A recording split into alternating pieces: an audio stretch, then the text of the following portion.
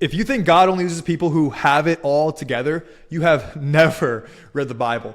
God always chooses the broken, the weak, the overlooked, because his strength is made perfect in our weakness. And if he could use me, and if he could use these prophets we're about to talk about, he will absolutely use you. And so I'm making this video today to make sure that you are not disqualifying yourself of God's eternal inheritance and grace because of some worldly guilt or shame that you are giving yourself, some story you're giving yourself, right? Because we look at Moses. He was a murderer with a stutter. We look at King David, an adulterer and a killer.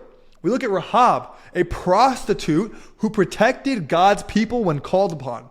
And Peter, the very disciple who denied Jesus 3 different times. And of course, my favorite, Paul, a violent persecutor of Christians. That's in the book of Acts. And Paul said it himself.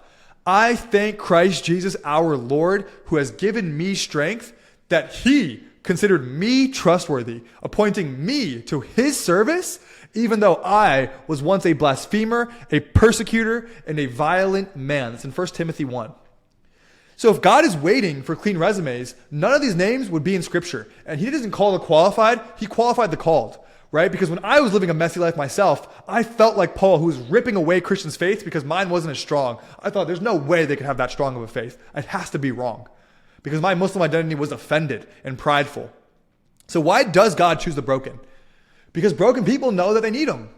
And this is a verse in 1 Corinthians right here, but God chose the foolish things of the world to shame the wise, the foolish people to shame the wise. He chose the weak things of the world to shame the strong. Because this world that we're living in, guys, is living and looking for strength and idolizing self-efficiency. But God is looking for complete and total surrender. It's the completely different end of the spectrum. So you're not too messy, and you're not too late, and you are not too weak. You are the exact material that God is using to build revival. And this isn't going to come from me. I'm going to use a lot of scripture here in this sermon, which is why I have my notes right here. Because when I was a broken man, I didn't get here because I figured it all out, right? This is God's words, not Sharik's. I was addicted. I was angry. I was numb. I was religious with really no peace.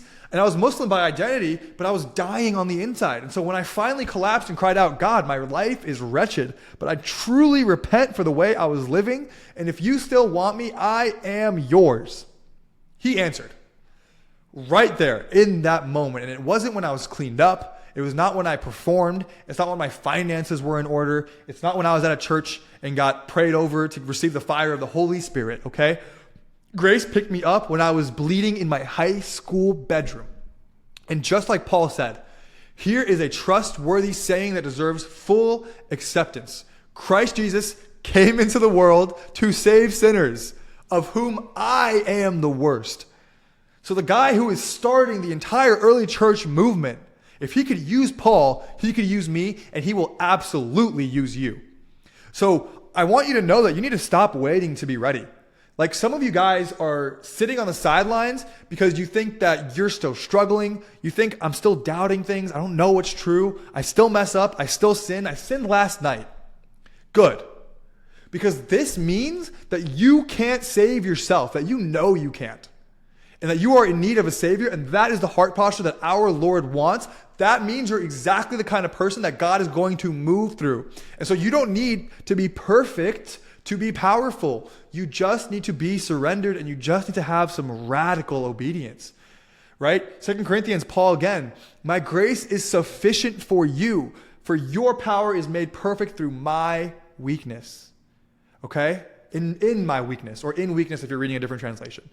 So what broken people do differently is when, this is also in the Bible, when you know that you've been forgiven much, you love much. Go look at Luke 7, okay? When you've been restored, you're not flexing on people, okay? You are worshiping. When you've been saved by grace, you stop preaching yourself and you start ministering to Jesus. Everything is unto Jesus, for he is the one who restored you. And your limp becomes your testimony, and your scars become a sermon, and your struggles become your ministry because you carry a fire, because you know what it's like to be in the pit thinking you cannot be saved, that you are destined for hell. And that's the one who's the most dangerous Christian. It's not the one who's polished. It's the one who has been shattered over and over and over and over again, and you still bow before the throne. Okay? And so if you are broken, good. If you are empty, good. If you are suicidal, good. Because broken vessels shine the brightest and they leak glory. People can't even touch you without feeling that you're different.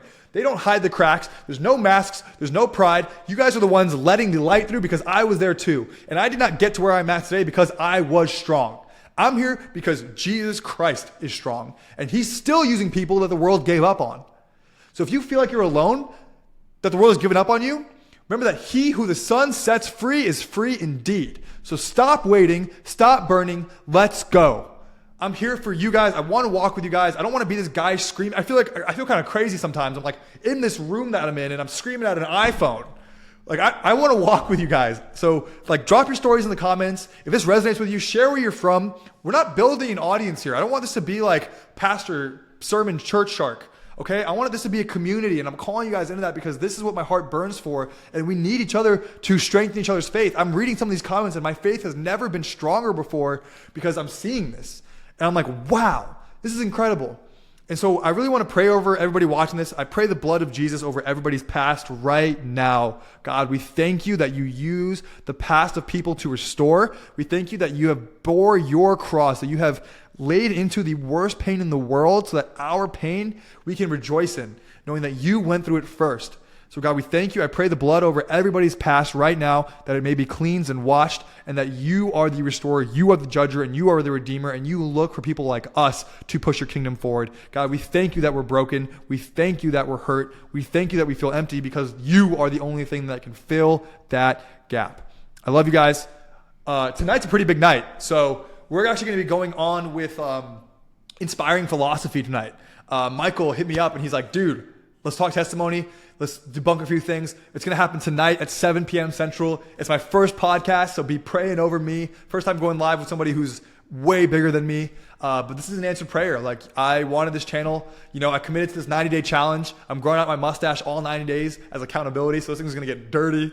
But, you know, it's crazy that we can actually go out there and be on somebody's event, like his channel. Like, this is something that he built, that he put his heart and soul into, and he's now trusting me to portray this to his audience. And so for all you guys tuning into that, thank you for that. Pray over me. Pray that the Spirit's using me.